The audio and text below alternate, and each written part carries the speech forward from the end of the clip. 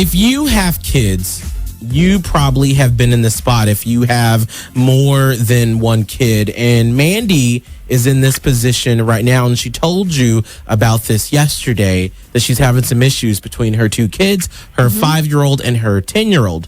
Well, she told you the issue yesterday, and we all were looking at each other like, oh no. Yeah, like, I'm not sure how to help with this one, Mandy. I have a degree in broadcasting, not in psychology. As much as I'd like to think that I do, I do not. And so we went out and talked to a real professional who actually knows what they're doing. And that's why we have Dr. Wendy Rice on the phone. And she is the founder of the Rice Psychology Group. How are you, Dr. Rice? I'm great. How are you? Wonderful. Thank you so much for coming on and being able to bring some clarity to the situation that we could not. My pleasure. Now, just to catch everyone up to speed, Mandy, what happened or what's going on between your two kids? Well, basically, I have two kids. I have a daughter who is 10 and I have a son who is 5. Well, my son really is too young to understand the whole jealousy thing, or at least if he does understand it, he doesn't really show any jealousy. My daughter, on the other hand, is very jealous anytime I show him any kind of attention. If I give him a hug or a kiss, she gets super upset and cries uncontrollably. Like, it's hard for us to calm her down because, once she gets upset, she then starts finding other things to be upset over. So it's kind of hard to deal with a child that's so jealous over her younger brother. So, Dr. Rice, how do you deal with that when you have an older child who, I guess I would imagine they're feeling kind of neglected because you have to kind of pay a little bit more extra attention to the younger one? How do you deal with that? Right. Well, one thing you can do is make a point about their differences, because your daughter, there's so many things that your daughter is able to do that your son can't do, simply because she's older, she's more mature, she's further along, she can probably stay up a little later. So part of what you can do is make sure that, there are things that are cool for being 10, that your son has to look forward to, but he's not quite there yet because he's only 5. Okay. Does that make sense? So that's one thing that you can do. It does. So you're saying just kind of keep things a little bit separately, just so she feels like she's doing her own type thing and her brother can look up to. Yeah, I'm like, and that there's really cool things about being 10. Okay. Because maybe,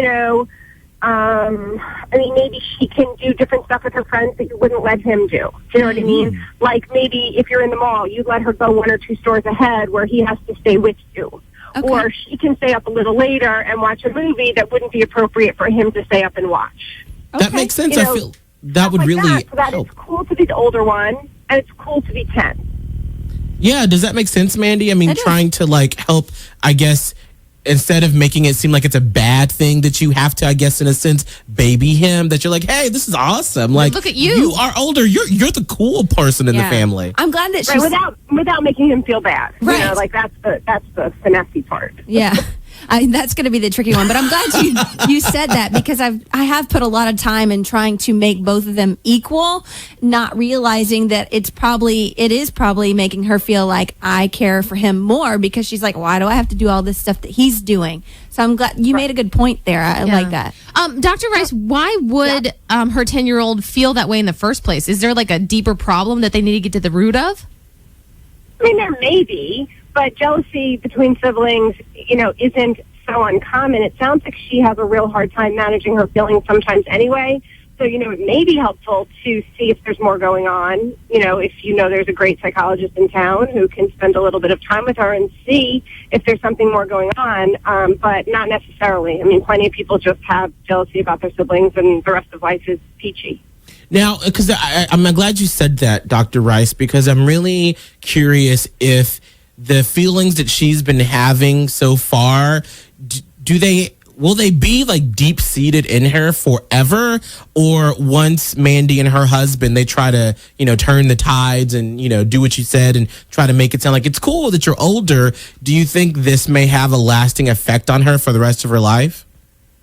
I don't have a crystal ball, so it's a little hard for me to know how it's going to go. Right. There's plenty of siblings who have brutal relationships growing up, and by the time they're adults, they have found that they have more things in common and they like each other. So, it's hard to know. And, is it just the jealousy, or is there also a lot of fighting and animosity? And, does your daughter really, really dislike your son? There's so many other factors that go into it. Does that make sense, Mandy? Yeah, it makes a lot of sense. Because, they do. They always argue back and forth, and it just seems, like a normal brother-sister type thing. But it honestly seems like it's affecting her deep down, that if I show him any attention. So that's why I was a little concerned with, Oh, it sounds, I'd be concerned too. I definitely hear what you're saying. I hear where you're coming from, and I think that, it definitely sounds like it needs to be addressed. I don't think that I would just ignore it. The other thing is also, too, I'm sure that you do this, but to make sure that you have enough of a relationship with her, so you and your husband are doing enough stuff individually with the kids.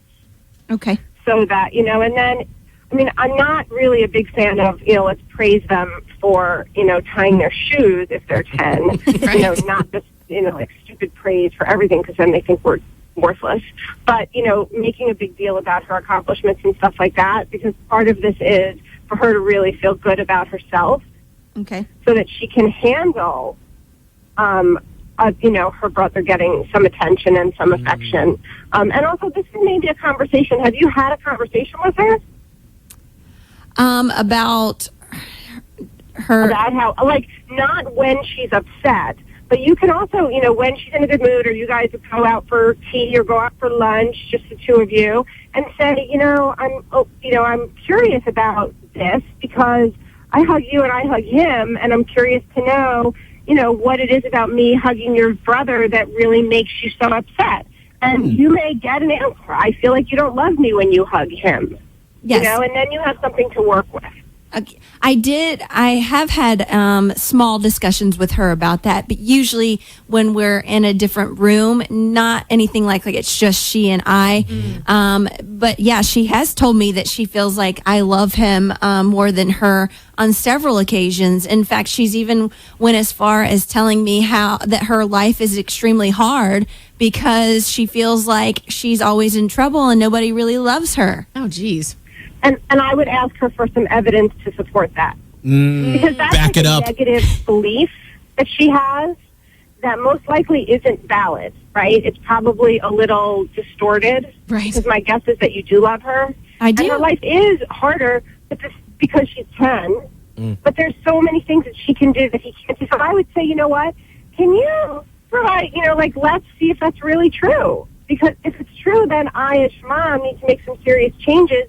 But I'm not so sure that that's true. So let's look at it and see if that's really so. Okay. Interesting. So Does that make sense? get some facts in there with your daughter. I love that. Yeah. I can do that for sure. Okay. Dr. Rice, thank you so much for bringing so much clarity. I think, too, what it comes down to and what we forget as we are as adults are that our children are human beings, and that we forget sometimes if you just sit down and talk to them like they are another human being, you can get to the root of the issue a lot quicker than trying to play guesswork with it. Yeah. Right. It's different when you talk to kids, but definitely. A lot of times they have a lot of insight and quite a bit of self-awareness. We just have to do it when they're in reasonable moods and they're feeling a little bit communicative. You know what I mean? And they have our undivided attention, because part of what your daughter really wants is your undivided attention. Very true. So very true. Well, Dr. Rice, thank you so much for talking to us. And she's like our resident psychologist whenever we need help or anything. And we will put a link to your group on our Facebook page. Right. Yeah, I've started doing some, parent coaching over the phone because it's fun and it's helpful, and you don't have to live in Tampa. Well, I would love that. Yes, I was going to say that's awesome, because we met Dr. Rice when we were in Tampa, so that's where she's located. But that would be fantastic. Yes. Please. I think Mandy's going to be calling. I'm about to say you might get a phone call here in about an hour and a half when we're done with the show. Thank you so much, Dr. Rice. We appreciate it. My pleasure. Take care.